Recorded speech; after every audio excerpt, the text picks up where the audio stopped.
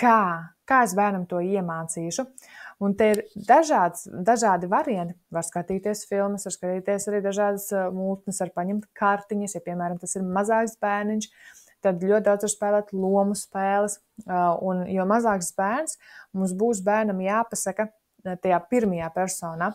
Un pirmā persona nozīmē to, ka tiešām mēs tā teiksim, ka es pajautāšu, es teikšu lūdzu, ka mēs tiešām bērnam tā sakam, ka nākamajā reizē, kad tu gribēsi mantu, tev jāsaka lūdzu, iedod, es gribu.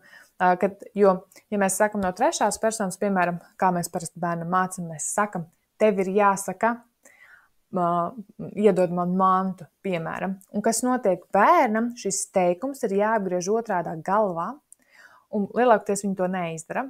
Tātad, ja mēs mazam bērnam sakam, tev ir jāsaka, viņam ir jāsaprot, ka man, un tad man viņš jāpārvērš tas teikums, es jautāšu, es gribu. Bērni to nevar tik labi izdarīt.